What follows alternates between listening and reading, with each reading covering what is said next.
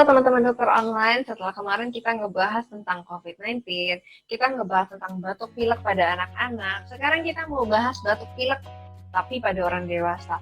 Kenapa sih bahas ini? Ini kan udah umum banget, bahkan kalau bisa dibilang ini tuh udah teman akrab kita dari kita kecil, dikit-dikit batuk, dikit-dikit pilek. Ternyata batuk pilek tidak sesimpel itu loh teman-teman. Bahkan kalau dibiarkan, batuk pilek bisa menjadi infeksi pada paru-paru. Apalagi sekarang, batuk dikit udah paranoid dikira COVID-19. Nah, kita akan bahas secara mendetail tapi lebih ringkas supaya teman-teman lebih mudah memahaminya. Sebelum teman-teman nonton, jangan lupa buat share, like, dan juga subscribe. Juga jangan lupa nyalakan lonceng notifikasinya supaya teman-teman nggak ketinggalan video terbaru dari kita. Kalau teman-teman ada pertanyaan, jangan lupa buat komen di kolom komentar di bawah supaya kita bisa bahas bareng-bareng dan teman-teman yang lain juga bisa tahu. Oke, kita tonton aja ya.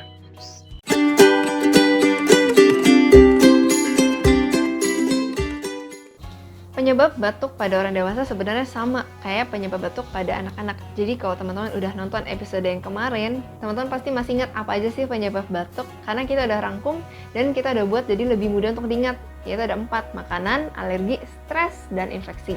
Makanan yang terlalu manis, terlalu asin, terlalu pedas, terlalu panas, itu bisa menyebabkan peradangan tenggorokan. Akhirnya tenggorokan jadi gatal, jadi kering, suara jadi serak, dan batuk-batuk.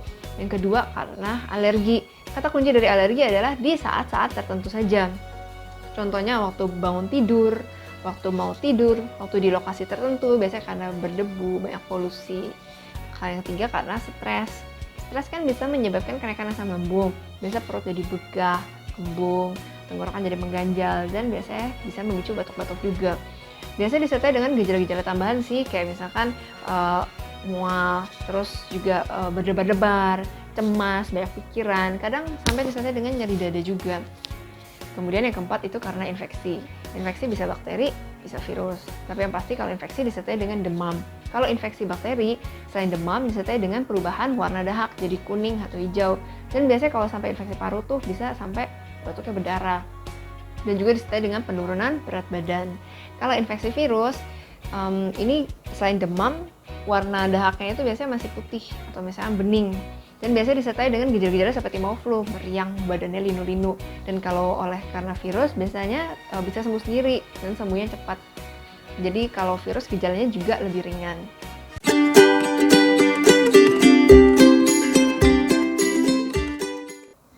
Penyebab pilek pada orang dewasa paling sering karena alergi dan juga infeksi.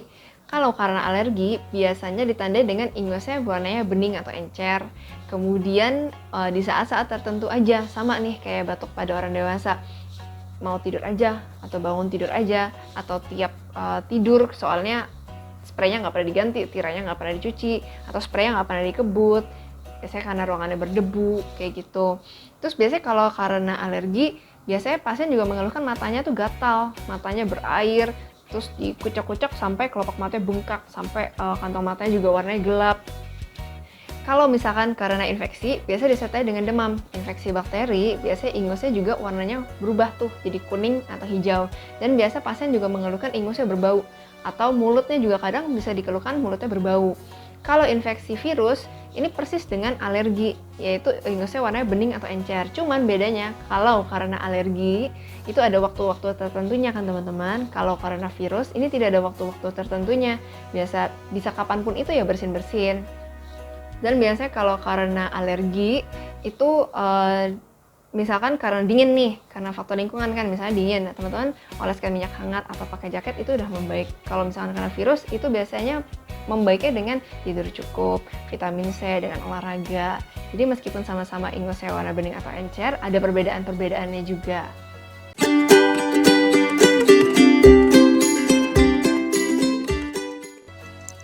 Kenapa batuk bisa bikin pilek?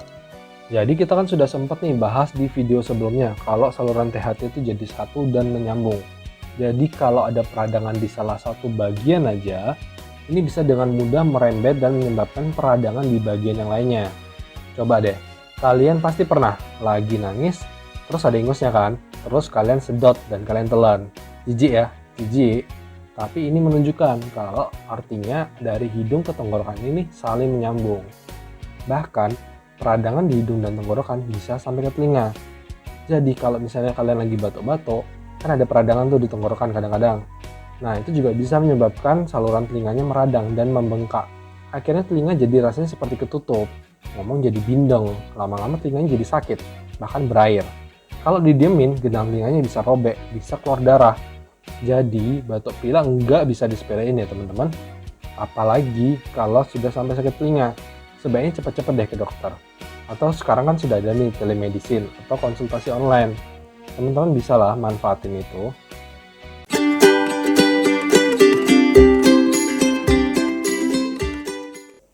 Selanjutnya, kita mau bahas tentang kenapa menangis bisa menyebabkan hidung meler. Jadi, teman-teman saat menangis atau matanya berair, ini nggak cuma sekedar ngalir di wajah aja air matanya, tapi juga ada yang turun melalui yang namanya ductus nasolacrimal. Ductus itu saluran, naso itu dari nasal atau hidung, lacrimal itu air mata.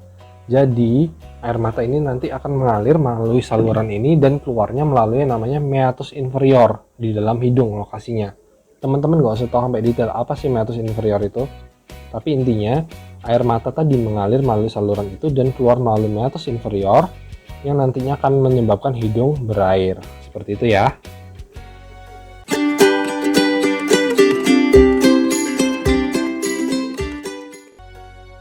Teman-teman, sekarang banyak banget orang yang melakukan vaksin influenza.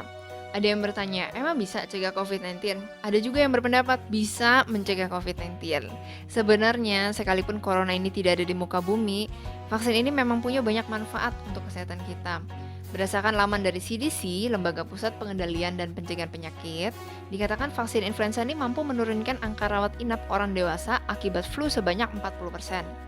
Kedua, vaksin ini juga dikatakan mampu menurunkan resiko anak dirawat inap di PICU atau ICU anak-anak sebanyak 74%.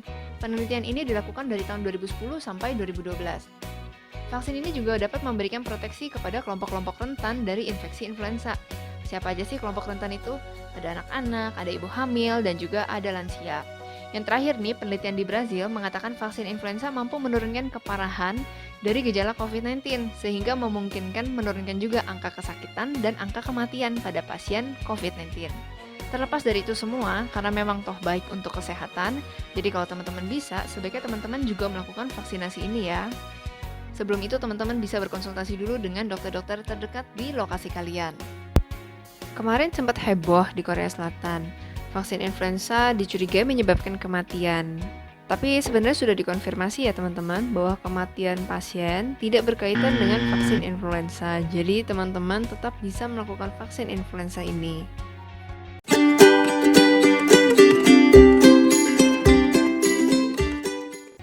Sama halnya dengan vaksin influenza tadi.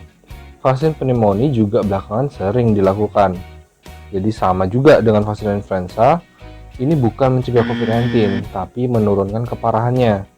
Dalam kondisi terinfeksi, kekebalan seseorang sangat rendah dan mudah terinfeksi oleh kuman lainnya, atau yang disebut dengan secondary infection. Bisa bayangin nggak tuh, kalau sudah terinfeksi COVID-19, lalu terinfeksi oleh kuman pneumonia juga, bisa double burden kan? Negara-negara yang kurang menggalakkan atau melakukan vaksin pneumonia seperti Spanyol, Italia, Belgia, Brazil, Peru, dan Chili memiliki angka terinfeksi COVID-19 yang cukup tinggi. Berbeda dengan negara Jepang, Korea, Denmark, Australia, dan New Zealand yang setelah didata, penduduk dari negara ini paling banyak dalam melakukan vaksin pneumonia dan angka COVID-19-nya cukup rendah. Kita ambil dari data tabel WHO yang meranking negara berdasarkan jumlah kasus COVID-19-nya. Ini diambil dari data tanggal 19 Oktober 2020 ya teman-teman. Negara yang tadi kita sebut yang kurang melakukan vaksinasi pneumonia ternyata menduduki peringkat-peringkat teratas dalam jumlah kasus COVID-19-nya. Tapi hal ini masih belum bisa disimpulkan bahwa vaksin ini mencegah COVID-19 loh ya. Sejauh ini masih dikatakan hanya mengurangi keparahan dari gejala jika seandainya terinfeksi COVID-19. Kita coba cari dari sumber terpercaya, teman-teman bisa lihat juga nih sumbernya dari mana, tentang angka vaksinasi per negara, dan kita coba cek secara random dari negara-negara yang tadi disebutkan. Kita sudah coba cek Italia dan kita kaget banget karena angka vaksinasinya sebenarnya udah tinggi kok. Coba deh kita cek negara-negara yang katanya udah menjalankan vaksinasi dengan baik, seberapa tinggi sih angkanya. Dan kita cek Jepang, ternyata memang angka vaksinasinya tuh tinggi, 98% dan 97%. Wah, jadi penasaran nih sama angka vaksinasi di Indonesia. Dan kita sangat kaget karena ternyata angka vaksinasi influenza dan pneumonia di negara kita lebih rendah. Bahkan pendapat kita pribadi ini tuh sangat rendah dibandingkan dengan Italia yang katanya angka COVID-nya tinggi banget. Tapi terlepas dari itu semua teman-teman, sekali lagi ini mau melindungi dari COVID apa enggak, karena menurut data memang sih bisa menurunkan keparahan dari COVID-19. Terlepas dari itu semua, karena vaksin ini tuh memang baik untuk kesehatan, jadi kalau memang teman-teman bisa, sebaiknya teman-teman juga melakukan vaksinasi ini ya.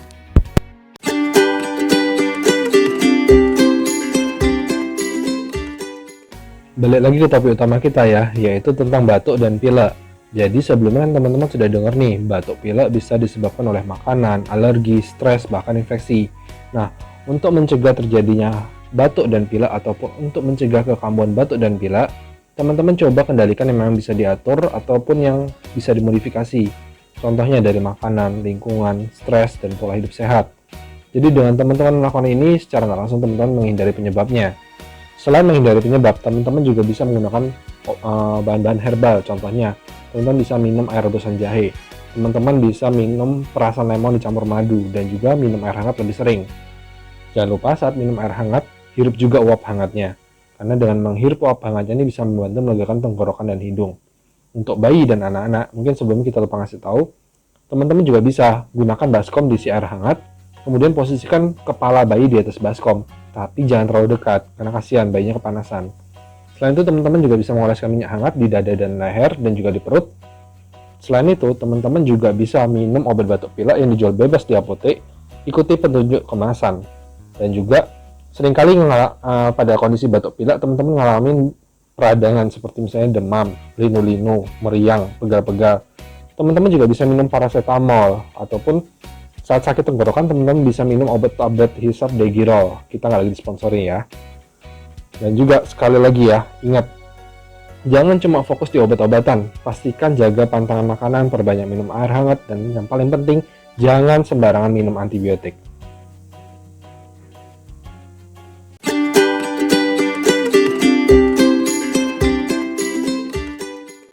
Tips untuk ibu hamil. Pemilihan obat selama kehamilan memanglah sangat terbatas, dan biasanya ibu hamil sendiri yang menghindari konsumsi obat sebisa mungkin. Jadi untuk teman-teman yang sedang hamil dan juga sedang batuk pilek, langkah pertama yang bisa dicoba adalah coba minum air hangat lebih sering. Hindarilah makanan-makanan yang terlalu yang tadi udah kita sebutkan. Pasti susah sekali untuk mengontrol tenggorokan yang gatal. Maunya batuk terus, lama-lama dada terasa sakit, bahkan bernafas pun juga bisa terasa sakit. Nah, sebenarnya sih ada satu obat yang isinya herbal. Teman-teman bisa coba kalau teman-teman mau. Namanya Silex. Tapi ini kita nggak disponsorin ya, dan kalau memang teman-teman nggak mau juga nggak apa-apa. Karena fokusnya pertama kali memang bukan langsung obat, tapi menjaga pola makan dan perbanyak minum air hangat.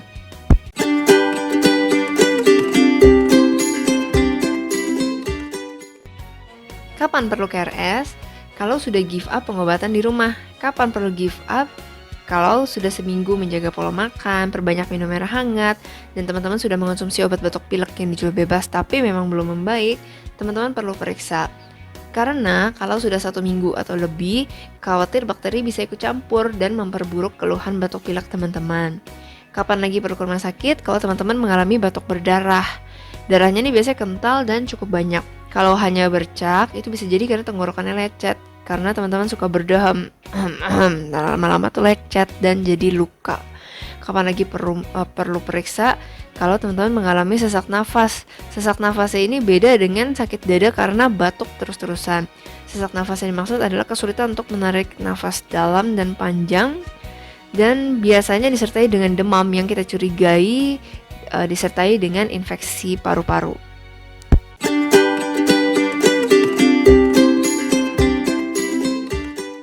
Nah, itu tadi video kita hari ini. Kalau teman-teman merasa ini bermanfaat, jangan lupa buat share, like, dan juga subscribe ya. Ingat, kesehatan itu wajib, bukan pilihan. Sampai jumpa di episode berikutnya ya.